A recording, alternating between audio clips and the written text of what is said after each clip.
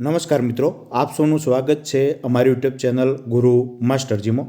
આજે આપણે જાણીશું કે હાલમાં કેન્દ્ર સરકાર દ્વારા જે મહત્ત્વની યોજના લોન્ચ થઈ છે તેના વિશે, કોને લાભ મળી શકે, કેટલી આવકની મર્યાદા છે, તમામ બાબતો જાણીએ। અમારો વિડીયો તમામ લોકો સુધી શેર કરજો જેથી વધુમાં વધુ લોકો સુધી માહિતી પહોંચી શકે। તો ચાલો જાણીએ। તો ચાલો જાણીએ। હવે 70 વર્ષ કે તેનાથી વધુ ઉંમરના તમામ નાગરિકોને આયુષ્યમાન વયવંદના કાર્ડનો લાભ મળશે। આયુષ્યમાન ભારત પ્રધાનમંત્રી જન આરોગ્ય યોજના વિસ્તરણ હેઠળ 4.5 કરોડ પરિવારોમાં 70 વર્ષ કે તેથી વધુ વયના 6 કરોડ વરિષ્ઠ નાગરિકોને આ લાભ મળશે।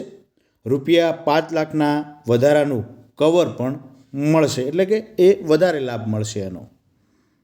અહીં જોઈ શકો છો લખેલું છે કે 5 લાખની મફત સારવારનો જે લાભ છે એ પણ મિત્રો આ કાર્ડ યોજના હેઠળ મળશે।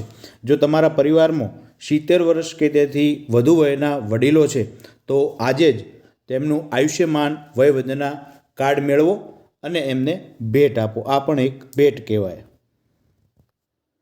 સામાજિક આર્થિક સ્થિતિને ધ્યાનમાં લીધા વગર, એટલે કે કોઈ પણ આવકની મર્યાદા વગર 70 અને તેથી વધુ વર્ષ ઉંમર આધાર કાર્ડ અનુસારના વરિષ્ઠ નાગરિકોને આ યોજના હેઠળ મિત્રો સમાવેશ કરવામાં આવ્યો છે। તેના માટે આધાર કાર્ડ જરૂરી છે। તમામ સંલગ્ન હોસ્પિટલોમાં આયુષ્યમાન કાર્ડ રજૂ કરી સારવાર મેળવી શકાશે, એટલે કે આ કાર્ડ રજૂ કરશો તો સારવાર મેળવી શકાશે। સમગ્ર દેશમાં યોજના હેઠળ જે તેની સાથે આયુષ્યમાન કાર્ડ હેઠળ જે પણ હોસ્પિટલો જોડાયેલી છે એ તમામ હોસ્પિટલોમાં સારવાર તમે લઈ શકો છો।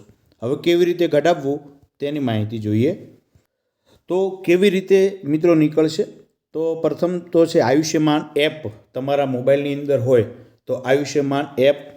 બીજું છે આ વેબસાઇટ પણ છે beneficiary.nha.gov.in અથવા નજીકનું CSC કેન્દ્ર હોય, બરાબર છે, અથવા સૂચિબદ્ધ હોસ્પિટલોમાં જ્યાં આ નીકળી શકતું હોય ત્યાંથી તમે આયુષ્યમાન વયવંદના કાર્ડ મેળવી શકાશો। જો તમને ઓનલાઈન ના ફાવતું હોય તો તમે નજીકનું તમારું જે CSC કેન્દ્ર છે ત્યાંથી તમારું આધાર કાર્ડ લઈને જશો તો તમને એ કાઢી આપશે, કારણ કે આવકની તો કોઈ મર્યાદા નથી, ફક્ત તમારું આધાર કાર્ડ જરૂરી છે। આયુષ્યમાન એપ અથવા તો આ વેબસાઇટ ઉપર પરથી તમે એ કઢાવી શકો છો।